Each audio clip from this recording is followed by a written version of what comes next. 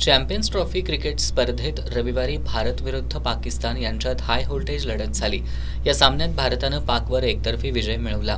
भारताच्या विजयानंतर कोल्हापुरातील छत्रपती शिवाजी महाराज चौकात तरुणांचे जथ्थेच्या जथ्थे आले।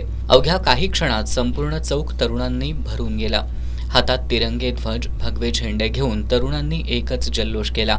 यावेळी छत्रपती शिवाजी महाराज की जय, भारत माता की जयच्या घोषणांनी परिसर दणाणून गेला होता। यावेळी भव्य आतिषबाजी करण्यात आली। रात्री 12 वाजेपर्यंत हा विजय जल्लोष सुरू होता। कोणताही अनुचित प्रकार घडू नये यासाठी पोलिसांचा बंदोबस्त होता। इचलकरंजीतही भारताच्या विजयानंतर मलाबादे चौकात तरुणाईनं जल्लोष केला। वाद्यांच्या गजरात तरुण तिरंगा ध्वजासह भगवा झेंडा खांद्यावर घेऊन बेभान होऊन नाचत होते। भारत माता की जय, हिंदुस्थान जिंदाबादच्या घोषणा आणि फटाक्यांची आतषबाजी करत आनंदोत्सव साजरा करण्यात आला। यावेळी पोलिसांनी ठिकठिकाणी बंदोबस्त ठेवला होता।